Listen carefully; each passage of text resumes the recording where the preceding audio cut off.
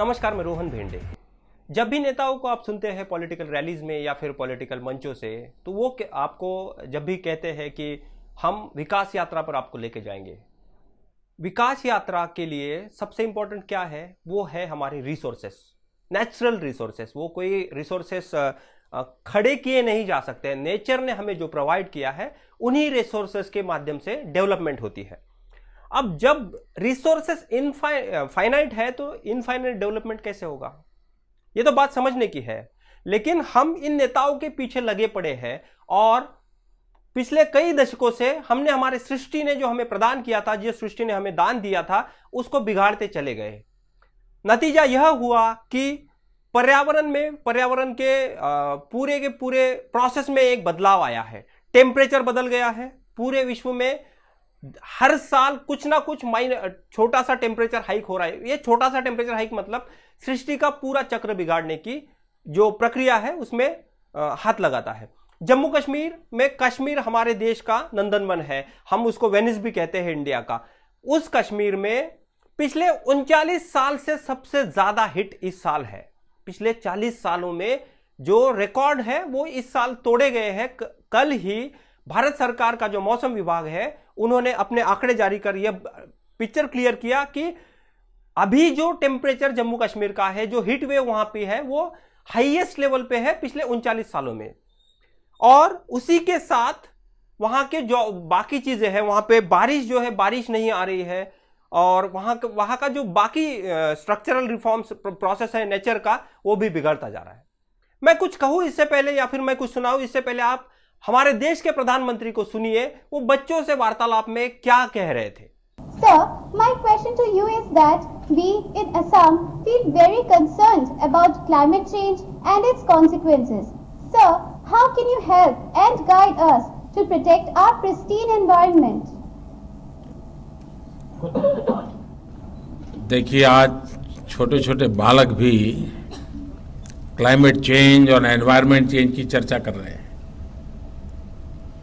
अब मैं मेरे मन में एक सवाल है कि सचमुच में क्या चेंज हुआ है। हम अपने आप से पूछें। आपने देखा होगा कि हमारे गांव में जो बड़ी आयु के लोग होते हैं ना, 70, 80, 85, 90 साल के लोग, तो सर्दियों में अगर आप देखेंगे तो अक्सर कहते हैं कि पिछली बार से इस बार सर्दी ज्यादा है। ऐसा कहते हैं ना। एक्चुअली सर्दी ज्यादा नहीं है, उनकी उम्र बढ़ने के कारण उनकी सहने की शक्ति कम हो गई है, इसलिए उनको सर्दी ज्यादा महसूस होती है। तो परिवार के जो बुजुर्ग लोग हैं वो कहते हैं, भाई जो पिछली बार इतनी सर्दी नहीं थी, इस बार सर्दी ज्यादा हो गई। वैसे ही ये क्लाइमेट चेंज नहीं हुआ है, हम चेंज हो गए हैं। बच्चों को वो बता रहे थे कि प्रॉब्लम पर्यावरण का नहीं है, पर्यावरण में कोई बदलाव नहीं हो रहा है, एक्चुअल में आप बूढ़े हो रहे हैं। ये हमारे देश के प्रधानमंत्री कह रहे थे। ऐसे ही ट्रंप ने भी ऐसे ही किया। जब वो चुन के आए तो उन्होंने जो पेरिस एग्रीमेंट था उसको मानने से इनकार कर दिया। अब मैं आपको एक स्टोरी पर लेके जा रहा हूं। केसर आपको पता है, सैफरन फार्मिंग कहते हैं उसको जम्मू कश्मीर में। केसर वो चीज जो हम हमारे स्वीट्स में यूज करते हैं, बहुत महंगा होता है और कुछ डिशेस में भी यूज करते हैं। उस केसर के फार्मिंग को बारिश की थोड़ी सी हल्की सी जरूरत होती है। केसर का फार्म बारिश न होने की वजह से बहुत ज्यादा इफेक्टेड है। और कश्मीर का पैम्पोर जिला जो है, वहां के लोगों को, वहां के जो सारे फार्मर, क्योंकि वहां पे सिर्फ केसर की ही फार्मिंग होती है, तो बारिश ना होने की वजह से उन लोगों पर बहुत ज्यादा दिक्कतें आ रही है। तो आप ग्राउंड से वह रिपोर्ट देखिए तो आपको पता चलेगा कि पर्यावरण के उपलक्ष्य में जो भी हम हमारी आंखें मूंद कर जो उसका नाश कर रहे हैं, उसका इम्पैक्ट क्या होगा। बर्फीली हसीन वादियाँ और उसमें से आते मन को रोमांचित करने वाले दृश्य हमने हमेशा ही कश्मीर से एंजॉय किए हैं। कश्मीर से हमने वो भी एंजॉय किया है कि जब भी यहाँ बर्फ़बारी होती है, जब भी यहाँ पर्यटकों का जमावड़ा लग जाता है, तो इन हसीन वादियों में एक ऐसा चित्र होता है, एक ऐसा पिक्चर क्रिएट होता है जिससे जिससे हमारे जो भी पुराने हमारे जो भी हमारा वर्क स्ट्रेस है या फिर हम जिस संकल्पनाओं से घिरे हैं वो दूर हो जाती है।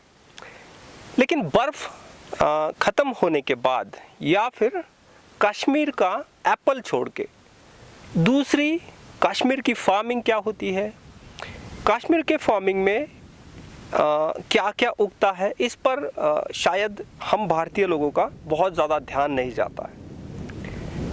कश्मीर में एप्पल के साथ ही एक इम्पॉर्टेंट चीज़ है फार्मिंग के प्रोसेस में, वो है सैफरॉन।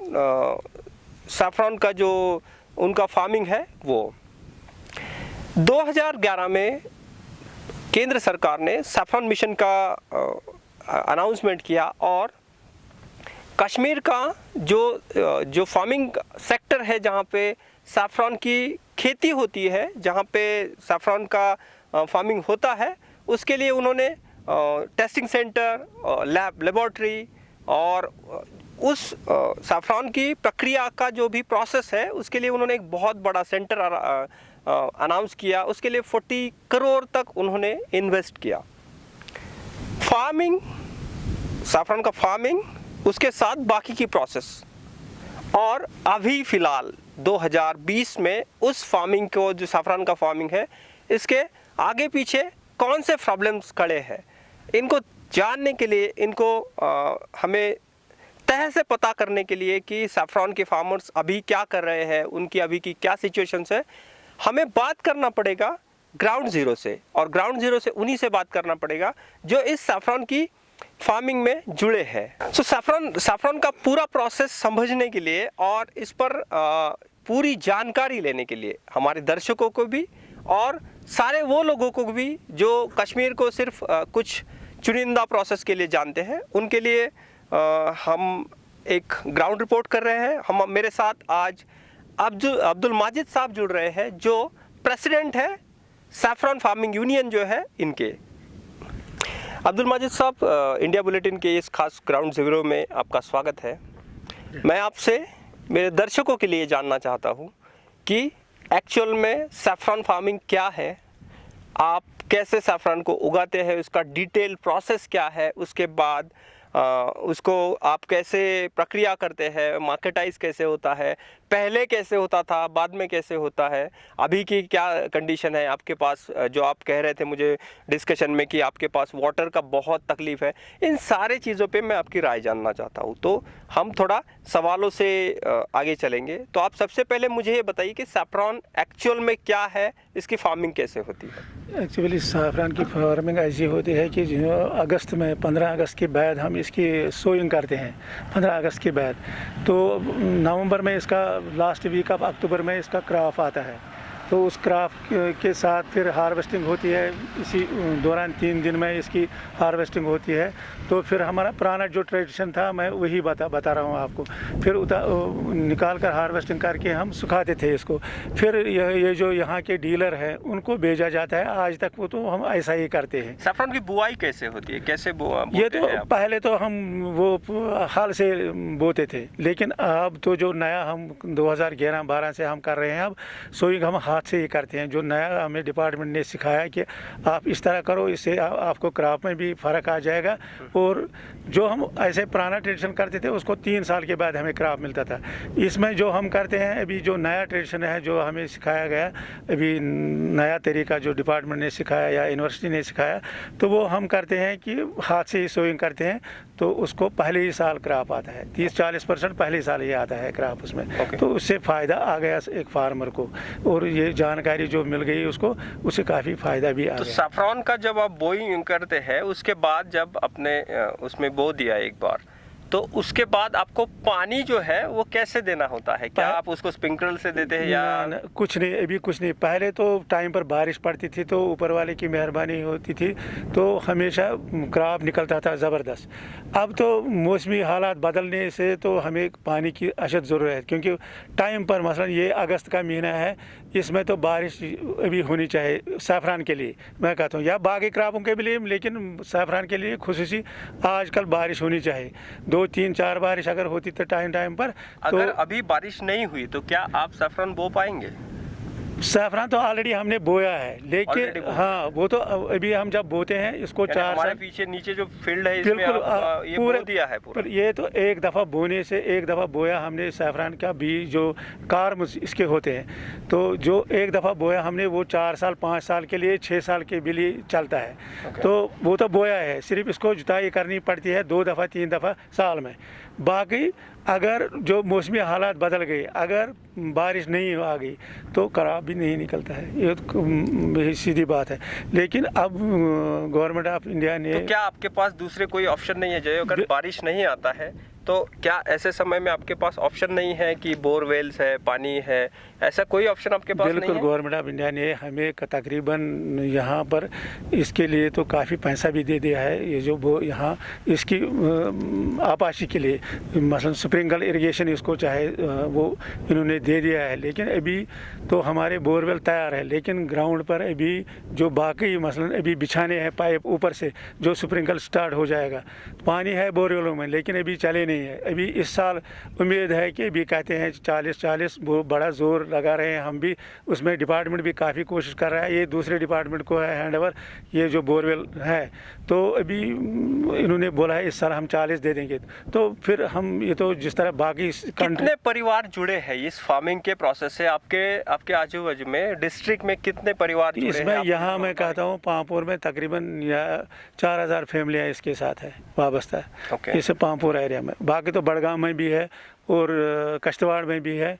तो यही 3 जगह सैफरान है पूरे इंडिया में। यहाँ एक रियासत है जम्मू कश्मीर जहाँ पर ये सैफरान पूरे भारत में सिर्फ बिल्कुल एक आपके डिस्ट्रिक्ट में ही सैफरान बिल्कुल होता है? एक तहसील में डिस्ट्रिक्ट में भी नहीं, एक तहसील में भी। ओके, बस सैफरॉन का जो बाकी का प्रोसेस है, जब आप उसको निकाल लेते हैं उसके बाद उसका डिटेल प्रोसेस क्या होता है? कैसे आप उसको अलग करते हैं? क्या आप उसका आपके जो पहले पुराने तरीके थे वो क्या थे, अब क्या उसमें बदलाव आया है? अभी बदलाव आया है। गवर्नमेंट ऑफ इंडिया ने यहाँ पर एक स्पाइस पार्क बनाए है जिसमें नया तरीका जो है, हमारा जो पुराना ट्रेडिशनल था वो तो हम सुखाते थे ऐसे घर में धूप में सुखाते थे, उसका कलर भी वेस्ट होता था, कई चीज़ें उसमें वेस्ट होती थी। लेकिन अब गवर्नमेंट ने जो बनाया नया सिस्टम यहाँ पर बनाया है, एक यहाँ पर स्पाइस पार्क, उसमें तकरीबन 40 करोड़ रुपए लग गए। तो उसमें अब एक फार्मर लाएगा अपना फूल, वहाँ पर ही सेपरेशन होगी, वहाँ पर ही वो अलग अलग करेगा।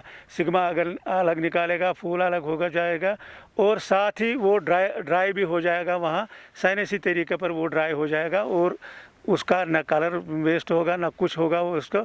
और दूसरी बात, यहाँ हमारी जो पहले से डिमांड थी गवर्नमेंट से कि हमारी जो ये कश्मीर का सैफरान जो है उसकी पहचान होनी चाहिए अलग।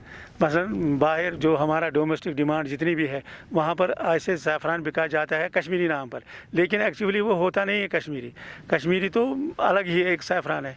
तो अब उसको एक गवर्नमेंट ने एक GI टैग भी दे दिया है। अब यहाँ पर पैकिंग हो जाएगी। सैफरॉन यूज किस में होता है, क्या यूज है सैफरॉन? ये तो एक मेडिसिनल वैल्यू भी इसका बहुत अच्छा है, बहुत बढ़िया है, और ये स्पाइस में भी यूज़ होता है। ओके, हाँ।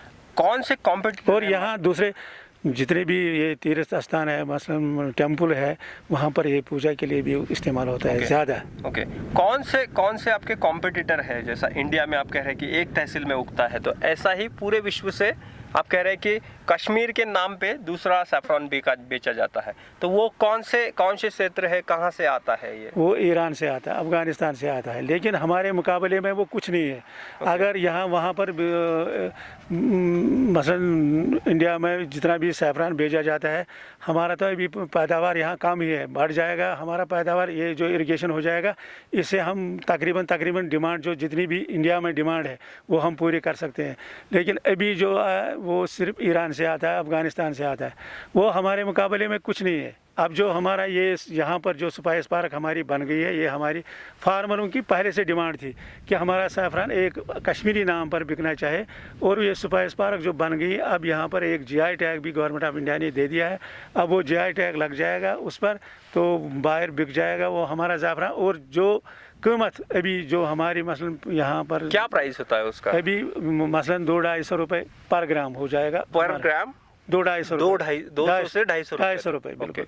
ओके। ज़्यादा ही हो जाएगा। आप देख लीजिए कश्मीरी सैफरान जो है ईरान के मुकाबले में बहुत ज़्यादा अच्छा है। तो इसका रेट मैं कहता हूँ कि मसलन बाहर ढूंढ लेते थे लोग, रेट भी उनको उसी रेट पर कश्मीरी नाम पर ही देते थे, रेट भी वही ले जाता था, लेकिन था वो होता है वो ईरान का। अब जो जाएगा यहाँ से, यहाँ ई ट्रेडिंग होगी, बहुत बड़ी फैसिलिटी है यहाँ पर। आप जो यहाँ पर स्पाइस पार्क में, तो यहाँ पर अब जो टैग लग जाएगा, एक लेने वाला भी, एक ज़मींदार भी खुश होगा, हम भी खुश है कि एक कस्टमर जो लेने वाला है उसको भी कश्मीरी सैफरान मिल जाएगा वो ओरिजिनल। क्या प्रॉब्लम आपके सामने है अभी? बस हमारी सबसे प्रॉब्लम, एक तो मार्केटिंग की प्रॉब्लम है, दूसरा सबसे बड़ा इरिगेशन का। इरिगेशन हमारा हो जाएगा तो हम।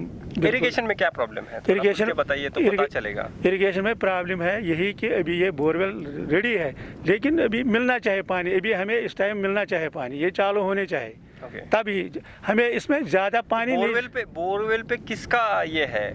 गवर्नमेंट के अंडर आते हैं या आपके पर्सनल? ना, ये गवर्नमेंट के अंडर आता है। इसमें बहुत सारे अफसर लोगों ने, इसमें बहुत सी मीटिंगें हो गई, बाकी चीज़ें। अभी रिसेंटली पिछले तकरीबन फरवरी में चीफ सेक्रेटरी साहब ने इनसे लिख कर ले लिया, मुझे चाहे इस साल ये चालू होने चाहिए। तो अभी उसी पर हम उसी उम्मीद पर है कि अभी इसी महीने ये बोलते हैं अगस्त 20-25 तक आपको दे देंगे 40 बोरवेल चला के। ओके।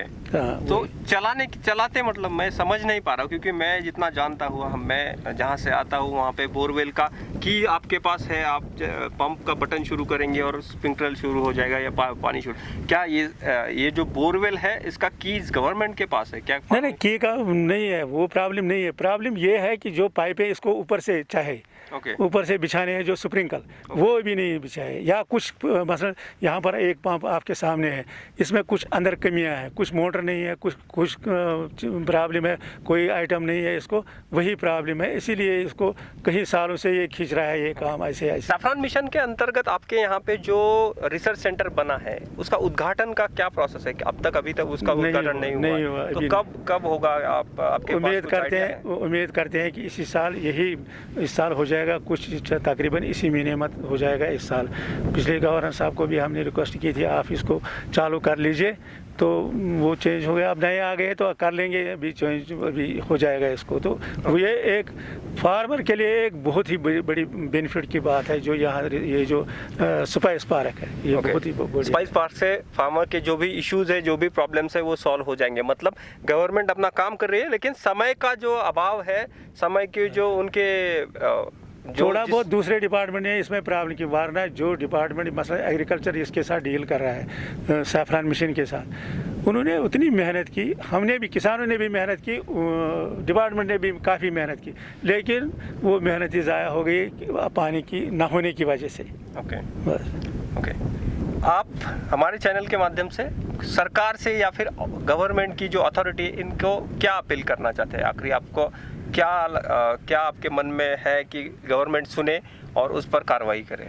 एक तो ये स्पाइस पार्क चालू होनी चाहिए। दूसरी बात, जितने भी वहाँ पर मसलन हमारी डोमेस्टिक डिमांड जो है, कोऑपरेटिव है, बाकी जगह है, स्पाइस बोर्ड है या नेशनल हार्टिकल्चर बोर्ड है, या जहाँ निजी इदारे जो जिनके सेल सेंटर है या शॉपिंग मॉल्स है, बड़े बड़े जो मॉल्स है, वहाँ पर ये सैफरान होना चाहिए, कश्मीरी सैफरान। यहाँ अब गवर्नमेंट पैक करेगा, गवर्नमेंट एक सर्टिफिकेशन लगाएगा इस पर, वहाँ पर ये गवर्नमेंट को चाहे कि इन जितने भी कोऑपरेटिव है उनको एक आर्डर होना चाहिए कि ये आप कश्मीरी सैफरान खरीदो, ये 100% प्योर है, और यहाँ से डिपार्टमेंट एक ही है पीछे, तो एक किसान को भी फ़ायदा आ जाएगा, लेने वाले को भी फ़ायदा आ जाएगा। ओके। हमारे साथ जुड़ने के लिए आपका बहुत शुक्रिया। सर आपको। वानी साहब हैं मेरे साथ। वानी साहब फार्मिंग करते हैं सैफरान का। जानते हैं, मैं आपको पहले से बताते आया हूँ कि देखने का नज़रिया किसी एक चीज़ को और उसके पीछे के इश्यूज वो डिफरेंट होते हैं। कश्मीर को देखने का नज़रिया हमारा, और वहाँ पे ग्राउंड के जो बहुत सारे प्रॉब्लम्स हैं उसमें से एक प्रॉब्लम है सैफरान का। मतलब वह प्रॉब्लम नहीं है, वो फार्मिंग है, लेकिन वो जितने भी फार्मर्स हैं उनको कुछ इश्यूज आ रहे हैं, उनके कुछ तकलीफ़ें हैं। वानी साहब से जानेंगे। वानी साहब, इंडिया बुलेटिन के लिए जुड़ने के लिए आपका सबसे पहले तो शुक्रिया। आप मुझे बताइए कि आप कितना फार्मिंग है, कितना एकड़, कितना या फिर कैसा, कितना फार्म क्रॉप आप बोते हैं? मेरे 20 कनाल है। 20 कनाल? 20 कनाल मुझे अपने हैं और मैं इसी से मुनसर हूँ। मैं यही चलाता हूँ और इसके अलावा मैं कुछ नहीं कर सकता हूँ, क्योंकि बाकी बच्चे वो भी इसी के साथ जुड़े हुए होते हैं। और हमने अब पिछले महीने में इसकी खुदाई की, अब इसकी बोइंग करनी है इसी महीने में, और उसके बाद तीसरी बार फिर भी ये खुदाई करनी है। और अगर अल्लाह ने चाहा तो बारिश पड़ी तो यहाँ निकलेगा, कुछ साफरान निकलेगा, अगर नहीं तो जैसे आज इसकी बारिश, पिछले महीने इसकी कारम को ज़रूरत थी, जो इसकी कारमज है उसको पानी की ज़रूरत थी। अब क्योंकि वो कारम सूख गया है थोड़ा, ये धूप गया, वो 10-20 इंच गया नीचे धूप, कुछ ज़मीन में कोई नमी नहीं है, इसलिए हम अल्लाह से प्रार्थना करते हैं कि अगर वो बारिश बरसा दे तो हम थोड़ा बच सकते हैं, नहीं तो ये इस साल तबाह हो सकता है। और जैसे कि बच्चे को माँ की ज़रूरत होती है, छोटे वो 2-2.5 साल के बच्चे को माँ की ज़रूरत होती है दूध की, उसी तरह हमारे इस ज़ाफ़रान को बारिश की ज़रूरत होती है 2-3 महीनों में, ख़ासकर इस अगस्त के महीने में बारिश की ज़रूरत होती है। बारिश का पिछले 2-4-5 सालों में थोड़ा कम बदलाव आया है, उसके रीजंस क्या है, क्या आप बता पाएंगे? नहीं, इसकी रीज़न हम कि मौसम का बदलाव आया है, हम कि ये हमारे पता नहीं कि हमारे पाप है क्या है जो इसके आगे आते हैं, ये उसी को मालूम होता है कि मैंने बारिश बंद क्यों की है। कि पहले जो हमारे बाप दादा अजदा करते थे, उनको साल में कम से कम 10-15 बार 20 बार बारिश पड़ती थी। हमें इस 15 कम से कम 4 महीने हो गए हैं, मई जून जुलाई अगस्त, 4 महीना चौथा महीना चल रहा है कि बारिश नहीं आ रही है। अब हमें इस पर हमारी उम्मीदें इस बोरवेलों पर थी। कितने लोग हैं आपके फैमिली में? हमारी फैमिली में है 8 और पिछले साल कितना आपने कमाया था या फिर कितना आपका इनकम था इस फार्मिंग के इसमें? थोड़ा पिछले साल भी कम निकला था, कम मुझे 1 kg निकला है फिर। ओके बस 1 kg तो निकला। आपका जितना 20 कैनाल है उसमें टोटल इसमें कितना इनकम, अगर प्रॉपर बारिश हो जाए या फिर आपको गवर्नमेंट की तरफ से या फिर स्प्रिंकलर से बारिश अगर पानी दे दिया जाए तो कितना आप? कम से कम 5-6 किलो निकल जाएंगे। अगर हम थोड़ा कम ही निकलेगा 5-6 किलो निकल सकते हैं। जैसे कि हमें एग्रीकल्चर वालों ने सिखाया है कि उससे हमें ज़्यादा सोइंग हुई है। यूनिवर्सिटी आपके लोगों पर काम कर रही है, एग्रीकल्चर यूनिवर्सिटी या फिर डिपार्टमेंट आप पर काम कर रही है? हाँ, वो हमारे पर काम कर रही है, वो हमें सिखा रहे हैं। कम से कम 1 महीने में आते हैं, ऐसे करो, ऐसे बुलाते हैं, उधर यूनिवर्सिटी में बुलाते हैं, एग्रीकल्चर दफ्तर में बुलाते हैं, और वहाँ हम जो वो बोलते हैं वो हमें सिखाते हैं। वो हम घर पर आके करते, ज़मीन में जाके करते हैं, फार्मर्स में जाते हैं, करते हैं वो काम भी। इसमें और दूसरी कोई खेती नहीं हो सकती है? नहीं, जिसमें कारमस लगे हुए होते हैं उसमें उसके अलावा कुछ नहीं हो सकता है। जो इस कारमस ज़ाफ़रान के अलावा बाकी ज़मीन है पड़ी हुई है, उसमें हम गंदम लगाते हैं, शाली लगाते हैं, मक्की लगाते हैं, सरसों लगाते हैं, अलसी लगाते हैं, मगर इसमें सिर्फ ज़ाफ़रान ही होता है। एक बार बो दिया कि आपको दोबारा 2-4-5 साल 5 साल नहीं बोना पड़ता है फिर। तो आप काट लेंगे और उसको दोबारा हाँ, अगले साल दोबारा आता है उसको, इसी अक्टूबर और नवंबर के महीने में। तो उसका सेपरेशन जब होता है तो उसमें सिर्फ जो बीज है उस पर प्रक्रिया होती है या फिर पूरा जो पौधे के बाकी चीजें? नहीं, जो कारम होती है ना नीचे, वो ज़मीन में ही रहती है, उससे ऊपर फूल आता है, वही हम ज़मीन से उठाते हैं और वही टोकरी में भर के फिर ठेले में भरते हैं या कुछ ले जाते हैं घर, वहाँ तो स्प्रेइंग करते हैं। क्या आपकी मांग है, आप क्या चाहते हैं? हम चाहते हैं सरकार से नंबर 1 इसकी रेट, जो आज 900 में है, इसका नहीं, सपोर्ट प्राइस नहीं है इसका? नहीं, कोई नहीं है। और दूसरा जो ये बोरवेल यहाँ खोदे हैं उन्होंने, इन पर हम स्प्रिंकलर लगाई और हमें इसको पानी दे दी, थोड़ा हम खुशी के सांस ले सकते हैं। आपके यहाँ पे सफरन मिशन के अंतर्गत सरकार ने रिसर्च सेंटर खोला है, उसका क्या फ़ायदा हो रहा है आपको? अभी ओपन नहीं, लेकिन जब ओपन होगा तो इसका क्या फ़ायदा आपको होगा? इसके हमें नंबर 1 तो ये निकालने का, वो भी होगा सुखाने का, क्योंकि जब धूप में हम सिखाते हैं उसका कलर चेंज होता है थोड़ा, जो हम अगर उधर सुखाएंगे, किसी एक साल मैंने भी 1 लगभग 20-25 ग्राम सुखाए हैं उधर, और उसका कलर भी अच्छा रहा, उसकी रेट भी आई है। मैंने जिसको दिखाया, जिसने लिया है उसको दिखाया, इसका कलर अलग है, इसका रेट अलग आया है, इसका रेट अलग आया है। 40,000 करोड़ सरकार ने खर्चा किया सैफरॉन मिशन पर, 10 साल हो गए और इतना बड़ा बिल्डिंग बनाया, इतना बड़ा स्ट्रक्चर खड़ा किया, मशीन्स लगाई, सारी चीजें लगाई, लेकिन ना उसका उद्घाटन हुआ, ना उसका अभी तक कोई प्रोसेस चल रहा है। इसी के साथ सरकार ने बहुत सारे ढेरों बोरवेल वहां पे स्टार्ट किए, लेकिन उसका जो वाटर प्रोसेस है वो फार्मर को अवेलेबल नहीं है। तो उसका मतलब क्या हुआ? हमारे ब्यूरोक्रेट्स लोगों को इन चीजों का कब समझ आएगी कि जो फार्मिंग की प्रोसेस है या फिर कोई भी ग्राउंड की जो प्रोसेस है उसको टाइमली एक्टिव काम करना पड़ेगा। ऐसा नहीं है कि आप आज पानी की जरूरत है और 1 महीने के बाद देंगे। इन सारी घटनाओं को एक ही समानांतर चीज देख सकती है, वो है हमारी सरकारी तंत्र की असफलता है। ये सरकारी तंत्र असफल होता है और इसका खामियाजा भुगतना पड़ता है नॉर्मल लोगों को, नॉर्मल फार्मर्स को। इसी के साथ एक और इशू है इस सैफरॉन के इसमें फील्ड में, वह है सेल्स का। भट्ट साहब से मैं आपको मिलाता हूं। भट्ट साहब पिछले 50 साल से फील्ड पे है। उनका एक बहुत नामी ग्रामी भट्ट शॉप है वहां पे, जो केसर बेचते हैं। वो बता रहे हैं कि एक तो बारिश का प्रॉब्लम है, उस वजह से सैफरॉन की बुआई में या फिर सैफरॉन की जो फार्मिंग है उसमें कमतर हुए हैं। दूसरा एक प्रॉब्लम और है ईरानी सैफरॉन, ईरानी केसर मार्केट में उतर गया है। सरकार ने उसको अप्रूव किया, उस वजह से ईरानी केसर मार्केट में आने की वजह से, ईरानी केसर सस्ता होता है, उसकी क्वालिटी भी लो होती है कश्मीरी केसर से, लेकिन लोगों को इतना डीप में नॉलेज ना होने की वजह से लोग खरीदते तो है ही।